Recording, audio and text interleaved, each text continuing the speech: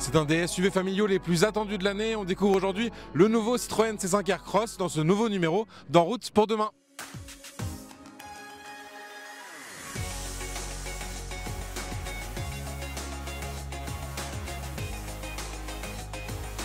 En cette fin d'année 2025, ce Citroën C5 Aircross fait figure d'éclaircie dans un ciel bien nuageux pour Stellantis. On pense bien sûr aux nombreuses usines européennes à l'arrêt à cause du manque de demande. C'est le cas notamment en France, à Mulhouse ou encore à Poissy. Or, ce nouveau modèle, il est assemblé à l'usine de Rennes-la-Jeannet et donc en quelque sorte un retour en grâce pour la marque Citroën et un espoir de reprise pour l'ensemble du marché automobile.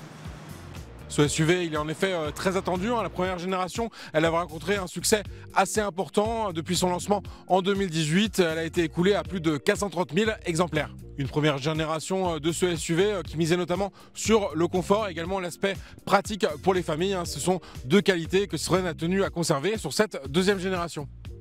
Une deuxième génération qu'on avait découvert assez largement il y a quelques mois dans un numéro spécial d'En route pour demain. Donc on va passer relativement vite sur le design. Mais ce qu'on peut dire, c'est que Citroën a quand même pas mal changé les choses. On avait une première génération qui avait quand même un côté plutôt rondouillet avec des formes assez généreuses. Là, on retrouve un côté assez carré avec des formes beaucoup plus anguleuses. Et surtout, on a la filiation avec d'autres modèles récents de la marque Chevron, comme la petite C3. Et on va retrouver bien sûr le nouveau logo en plein centre qui est assez énorme et massif à l'image finalement de ce que veut incarner ce modèle. On retrouve aussi une nouvelle signature lumineuse assez moderne, notamment avec ces blocs optiques que Citroën appelle astucieusement les glaçons. Et c'est vrai quand ils sont allumés, ça évoque tout de suite ces petits cubes glacés.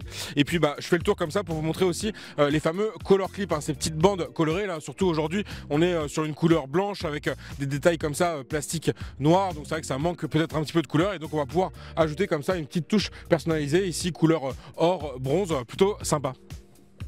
On passe maintenant de profil pour voir que le véhicule il a aussi gagné en longueur. On est désormais à 4,65 m, donc ça représente 15 cm de plus que la première génération. Alors ça va bénéficier à l'empattement, l'espace entre les roues avant et arrière, donc ça signifie plus d'espace à bord et également un volume de coffre qui est en régression par rapport à la première génération, mais qui reste quand même d'assez bon niveau. On peut s'attarder aussi au niveau des roues pour constater qu'on chausse ici des jantes 20 pouces. C'est aussi une nouveauté sur la première génération, on pouvait avoir que du 19 pouces au maximum.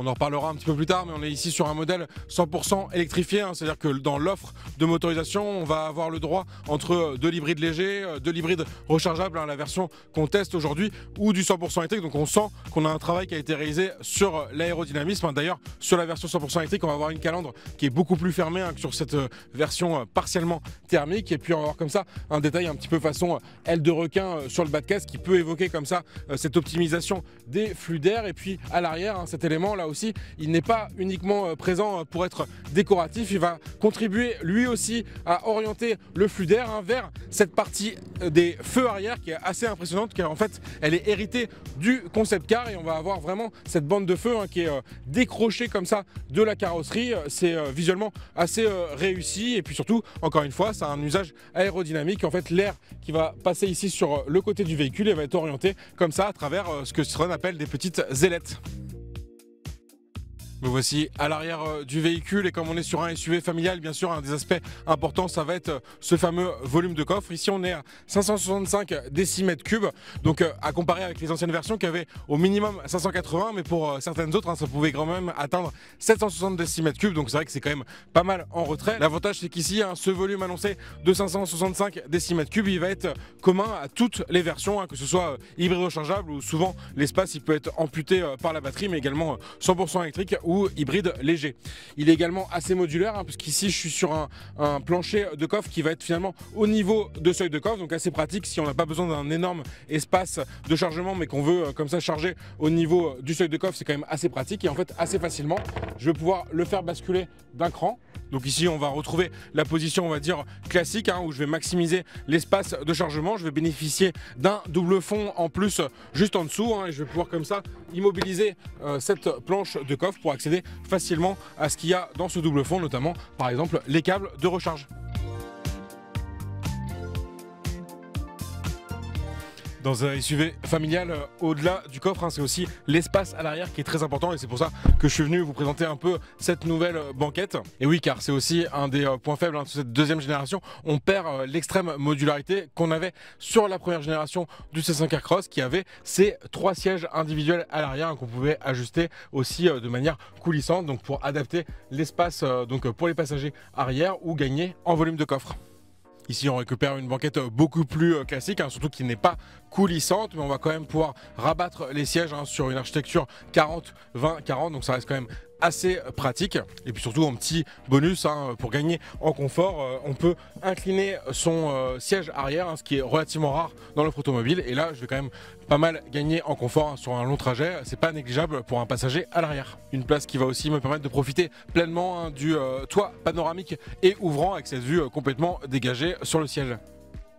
Côté connectivité, enfin plutôt recharge des appareils connectés, on va bénéficier quand même de 2 ports USB type C ici à l'arrière de la console centrale, également d'une prise allume-cigare et puis des petits accès comme ça aux ailettes de la ventilation. Comme d'habitude sur ces banquettes arrière, la place centrale elle est quand même moins confortable que les places latérales, mais ici elle est quand même d'un bon niveau, c'est assez moelleux notamment au niveau de l'assise, peut-être moins un petit peu au niveau du dossier et surtout ça va quand même être l'idéal sur les longs trajets de pouvoir profiter d'un accoudoir pour les 2 passagers à l'arrière. On va avoir ses propres porte-gobelets, un petit espace aussi, on va pouvoir glisser son smartphone, même si la possibilité vraiment de regarder un contenu, elle n'est pas très évidente comme ça en conditions réelles. Et puis surtout au-dessus de la traditionnelle aumônière, je vais avoir le même système pour pouvoir laisser mon smartphone, mais même chose à l'usage. On va dire que le téléphone va être souvent un peu avec l'écran incliné vers le bas, donc même chose, pas très pratique pour regarder concrètement un contenu. En conclusion, cet espace à l'arrière du C5 Aircross, il reste assez agréable. Alors certes, on perd en modularité, mais on garde quand même un espace aux jambes qui est assez généreux. Là, le siège devant moi, il est relativement reculé. Et pourtant, je conserve quand même un espace vraiment confortable. Mais le gros changement sur cette deuxième génération du C5 Aircross, il se situe surtout à l'avant. Et on va voir ça tout de suite. On avait très hâte de tester ce nouvel intérieur du nouveau Citroën C5 Aircross, vu que la marque au chevron a carrément tout changé. En fait, on va retrouver une nouvelle architecture inédite même au sein du groupe Stellantis, avec en pièce maîtresse cette grande tablette tactile centrale positionnée à la verticale, ce qui peut rappeler par exemple les premières Tesla Model S ou les modèles récents aussi de Ford. Alors ça devient même le plus grand écran disponible au sein du groupe Stellantis, même si la diagonale elle est assez trompeuse, 13 pouces, ça peut sembler peu, mais on a quand même une belle surface devant nous. Même satisfaction au niveau de l'écran des compteurs, 10 pouces, mais un affichage HD. On peut avoir par exemple des jolies animations et puis surtout les principales informations de conduite, l'affichage du GPS en réplication dans l'écran, et puis surtout ça peut être complété par l'affichage tête haute directement dans le pare-brise. Ça, c'est toujours super pratique.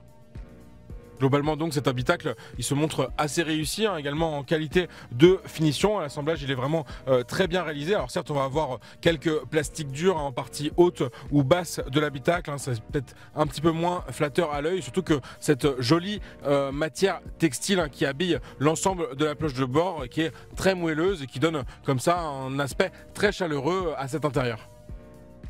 Toujours dans ce côté familial, on va également trouver pas mal de rangements. Ici, une grande boîte au niveau de la console centrale. Également à l'intérieur des portières, de vastes espaces de rangement. Alors sous l'écran, il y a aussi un espace avec ses porte-gobelets. Alors certes, pour le passager à l'avant, ça va peut-être être simple pour lui de sortir son gobelet ou une canette par exemple. Mais pour le conducteur, on va quand même être vite gêné par sa cuisse et puis l'espace qui est quand même assez réduit pour attraper un objet vraiment à l'intérieur de ce renfoncement, on peut dire, sous l'écran tactile. Ce qui est aussi agréable de constater, c'est que cet écran il bénéficie finalement d'une intégration originale dans cet intérieur, et donc ça c'est rassurant au sein d'un groupe Stellantis où on a souvent les mêmes écrans, les mêmes composants qu'on va retrouver d'un modèle à l'autre. Là on est vraiment sur quelque chose de très original et qu'on va peut-être retrouver dans d'autres modèles après coup sur le groupe Stellantis, mais c'est quand même super appréciable d'avoir une première dans ce nouveau Citroën C5 Aircross. Ce que je trouve aussi assez réussi, c'est justement au-dessus de l'écran des compteurs, cette bande de ventilation qui va permettre d'être aéré avec des réglages manuels. On va pas avoir besoin de passer par l'écran comme c'est le cas désormais sur des voitures modernes, même pour régler l'orientation du flux d'air, il va falloir passer par l'écran. Non, là on conserve quand même un réglage manuel assez intuitif, assez pratique, qui n'a pas vraiment besoin d'être modernisé. La petite touche d'originalité, c'est qu'on va avoir comme ça des composants, des haut-parleurs qui vont se retrouver en partie extérieure de cette planche de bord, et puis avec un petit symbole de clé de sol. Quand on ouvre la portière, on peut le remarquer assez facilement, et ça c'est même chose, une petite touche d'originalité très plaisante dans cet intérieur.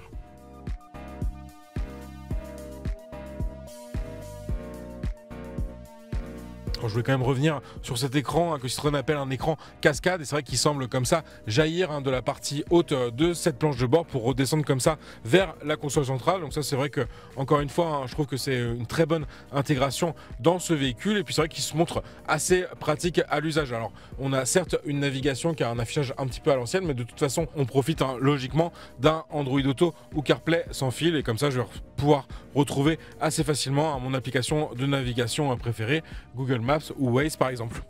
L'inquiétude qu'on peut avoir quand on voit un grand écran comme ça dans la voiture, c'est qu'on se dit qu'on va avoir les réglages de la climatisation qui vont forcément passer par là. Alors c'est en partie vrai, mais ça a été quand même pas mal optimisé de manière assez classique. Quand c'est le cas, on va retrouver un affichage permanent en partie basse de cet écran de la température qu'on souhaite dans l'habitacle, et on va aussi pouvoir accéder facilement aux différents paramètres. Là par exemple, je peux comme ça activer ou désactiver les zones de répartition du flux d'air vers le visage, le corps ou les pieds, avec comme ça une petite animation qui va apparaître au niveau de l'écran. Cet environnement numérique, on va aussi pouvoir particulièrement le personnaliser avec comme ça un système de widgets. Si je reste appuyé sur une tuile, sur un écran, en fait ça va me permettre d'accéder justement à ce menu de personnalisation où je vais pouvoir à la fois personnaliser l'affichage des compteurs, l'affichage conducteur ici chez Citroën, ou également l'écran tactile, et ça en quelques clics. Je peux rajouter par exemple une page de contenu, et puis voilà, c'est assez simple à comprendre. Je vais retrouver les différentes fonctions, et comme ça c'est vrai que c'est assez agréable, ou directement à partir des applications je vais pouvoir en envoyer une en raccourci vers la page de mon choix. Donc voilà, une volonté quand même de Citroën de rendre tout cet environnement numérique assez simple à prendre en main.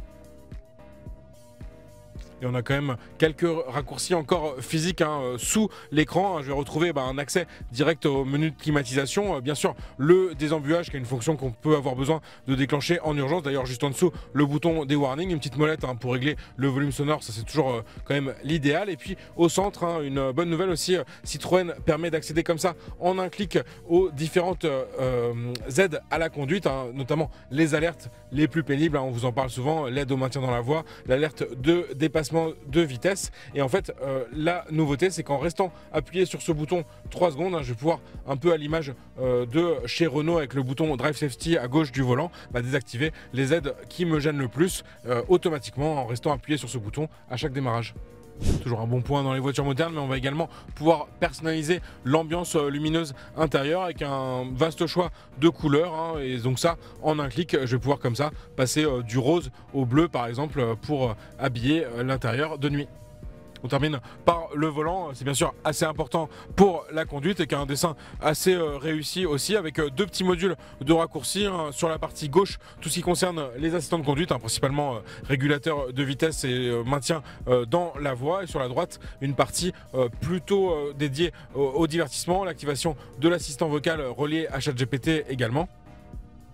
Alors on peut avoir la crainte de touches tactiles, mais non, elles sont bien cliquables, et puis on va avoir un petit picot, donc un petit relief on va dire au niveau de la surface plane, qui va me permettre de savoir où je me situe au niveau de ce cercle de raccourci. Donc ça, c'est plutôt bien pensé. En revanche, ça c'est un peu un point faible de cet habitacle, c'est que ces modules de raccourci, ils sont en piano black, ce revêtement qui est quand même assez salissant, on va dire qu'il va prendre assez facilement la poussière et les traces de doigts, et ça on va retrouver aussi massivement au niveau de la console centrale. Donc ça, c'est vrai que c'est quand même un point assez négatif pour ceux qui n'apprécient pas cette matière. Mais nous, on a très envie de tester cette nouvelle motorisation hybride rechargeable, donc c'est parti.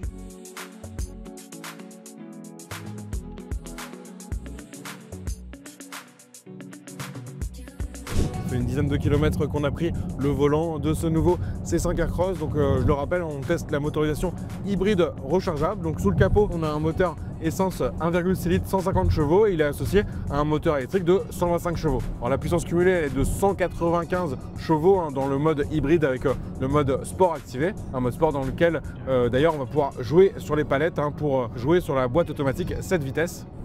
Là, comme le but c'était d'estimer l'autonomie en mode 100% électrique, on est limité bien sûr à la puissance de ce moteur zéro émission. Mais les 125 chevaux avec le couple de l'électrique sont largement suffisants pour réaliser la plupart de ces trajets. Même aujourd'hui on a fait déjà un petit peu d'autoroute. Dans tous les cas, si on fait un appui fond de pédale, le véhicule va repasser automatiquement en mode hybride pour donner également la puissance du moteur thermique et par exemple réaliser un dépassement. On est également sur un véhicule très bien équipé, on est dans la finition haut de gamme Max. Et donc on va retrouver un assistant de conduite assez poussé puisque en appuyant sur ce bouton sur le volant, en fait ça active le régulateur de vitesse adaptatif, couplé au suivi des lignes de la route. Et puis pour l'avoir testé comme ça sur voie rapide, il fonctionne vraiment très bien. On a également de nombreuses caméras avec notamment une vue du dessus et ça c'est toujours pratique. On est quand même sur un SUV relativement imposant, donc c'est toujours plus simple pour réaliser ces manœuvres. Dans tous les cas, même en mode sport, on reste quand même pas sur un véhicule très dynamique. Ce C5 Aircross, il mise comme son prédécesseur sur le confort et on a toujours ce système de suspension à double butée hydraulique qui est très efficace. Finalement, dans la conduite, on va vraiment avoir un très bon confort. Et dans les zones urbaines, sur les passages de dodane notamment, elle les prend vraiment avec une extrême facilité. On va avoir vraiment très peu d'à-coups dans le véhicule, donc ça c'est vrai que c'est très agréable dans une conduite de tous les jours et ça reste assez raccord avec l'ADN de Citroën qui mise historiquement sur cet aspect du confort.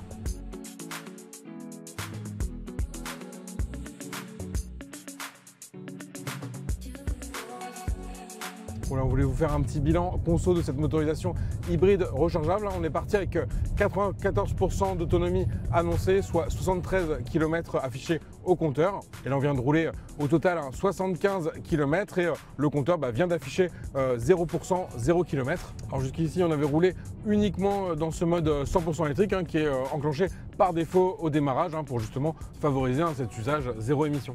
Alors le bilan il est assez positif, on a un comportement qui est vraiment très agréable, finalement digne d'une voiture 100% électrique dans ce mode.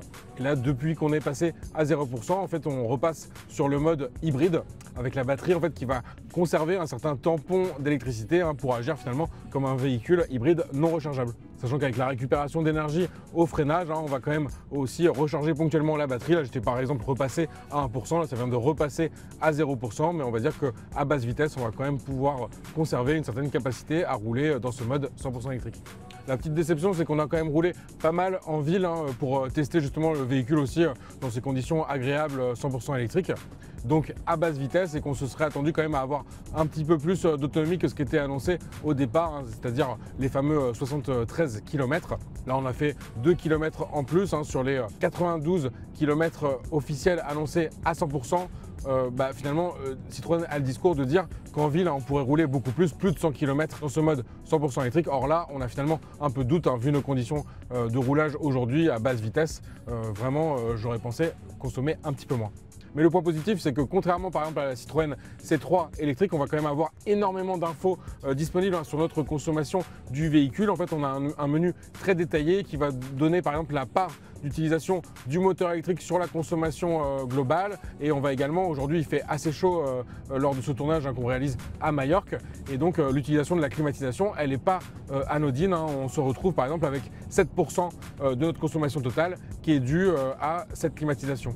Mais encore une fois, les données sont très détaillées, donc ça c'est assez appréciable. On sait qu'on a consommé 19,6 kWh, donc pratiquement l'intégralité de la batterie, et qu'on a aussi récupéré du même coup avec le freinage régénératif 4,1 kWh. Donc là on était dans l'onglet consommation et je vais aussi avoir un onglet historique où on voit bien notre trajet du jour, les 75 km, avec une conso de 18,9 kWh au 100, ce qui est assez logique, on est quand même sur un gros SUV, donc cette consommation elle n'est pas non plus irrationnelle.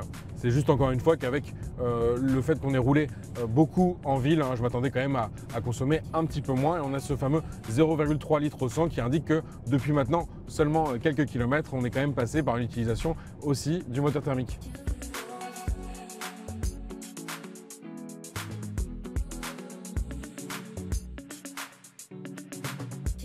On est reparti sur la route, donc batterie vide. L'occasion de vous parler de la recharge de ce C5 Aircross hybride rechargeable. C'est peut-être le point faible de cette seconde génération. On a une recharge qui est quand même assez lente, 3,7 kW. Alors, comme sur la plupart des hybrides rechargeables, on va pouvoir aussi préserver le niveau de batterie si on a besoin de rouler en 100% électrique sur son trajet, mais ultérieurement. Donc un mode baptisé eSave qui va même aussi pouvoir recharger la batterie à partir du thermique. Donc ça, c'est déconseillé parce que ça va consommer quand même pas mal de carburant pour retrouver de l'autonomie électrique. Vaut mieux se brancher. On va dire que ça peut toujours dépanner. Donc, comme on a pu rouler plus de 70 km quand même sur cette batterie qui n'était pas chargée à 100%, normalement on peut réaliser la plupart de ces trajets en 100% électrique et donc il ne faudra pas compter sur cette recharge comme ça ponctuelle dans la journée pour récupérer de l'énergie en un temps assez rapide. Même si Citroën propose quand même de monter à 7,4 kW avec une option à 400 €. Mais c'est vrai que ça reste un petit peu faiblard par rapport à des modèles concurrents, certes plus haut de gamme. Je pense par exemple à un Volkswagen Tiguan qui lui propose désormais d'atteindre 50 kW sur la recharge d'une version hybride rechargeable.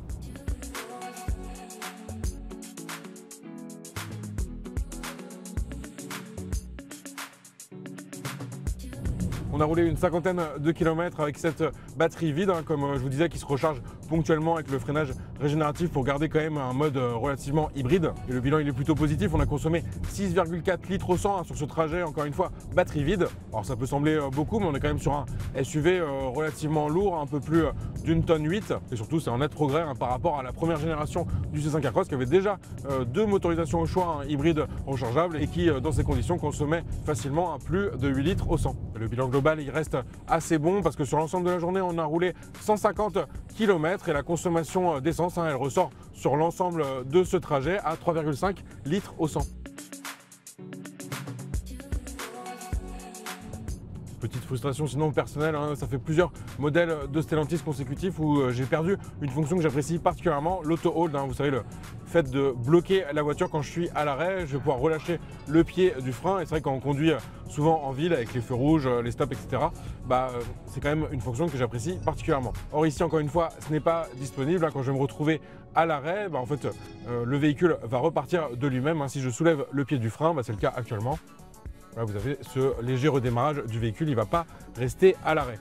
Alors j'ai toujours du mal à comprendre pourquoi ce n'est pas proposé parce que par définition, à partir du moment où vous avez un frein de parking électronique, ça devrait pouvoir être proposé en complément d'appuyer sur ce bouton ou de pouvoir éventuellement le désactiver si vous préférez justement d'avoir ce rampage comme on dit à l'arrêt.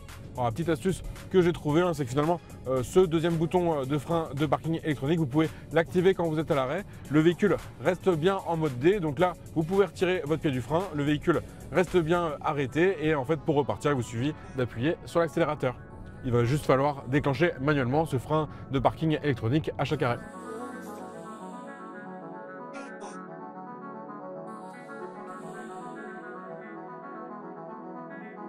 Le bilan il reste donc assez positif sur ce C5 Aircross hybride rechargeable. On a un très bon confort de conduite, d'autant plus dans ce mode 100% électrique. Alors c'est sûr que batterie vide, on va entendre un petit peu le moteur thermique se déclencher, mais ça reste assez normal, mais ça va venir, on va dire, réduire ce bon niveau d'insonorisation du véhicule.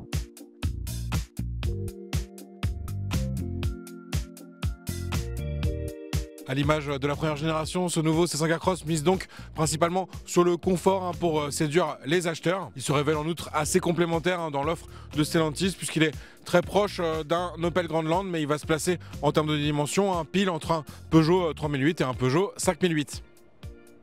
Et sur cette proposition hybride rechargeable, il rentrera certainement en concurrence avec des modèles comme le Toyota RAV4, le Ford Kuga ou encore le Mitsubishi Outlander. Citroën met aussi en avant des prix assez bien positionnés. Alors ça donne quoi niveau tarif Ce nouveau C5 Aircross, il démarre sous les 35 000 € avec l'offre hybride léger 145 chevaux. Alors un prix de départ dans la finition de base U, mais qui inclut quand même pas mal d'équipements. Le fameux écran cascade qui nous a quand même pas mal séduit à l'intérieur, mais aussi la réplication du smartphone sans fil, le régulateur adaptatif ou encore le radar de recul.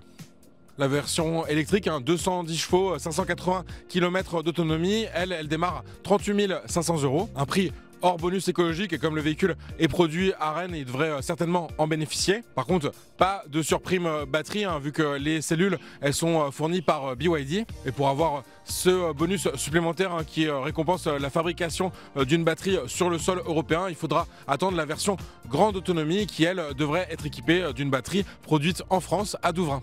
La version hybride rechargeable, c'est la plus chère de la gamme parce qu'elle démarre en fait à partir du deuxième niveau de finition, plus. Et pour cette version, il faut donc compter sur un prix de départ de 40 390 €.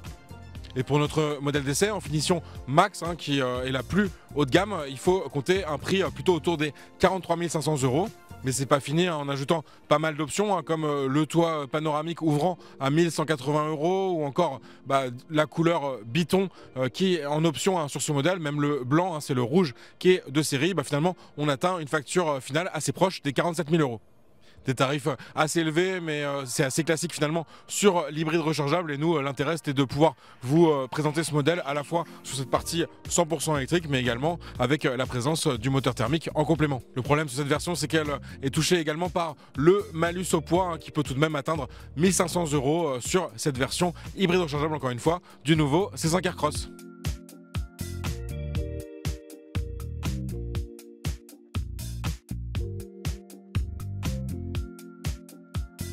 C'est la fin de ce numéro d'En route pour demain consacré à ce nouveau C5 Aircross, un véhicule, on le rappelle, ultra important pour l'usine de Rennes. C'est le seul modèle qui y est produit actuellement et donc le succès commercial de ce modèle, il sera décisif pour l'avenir de ce site industriel. Un épisode à retrouver sur le site internet de BFM Business, mais également en multidiffusion tout au long de la semaine sur Tech & Co. Prenez soin de vous, à bientôt.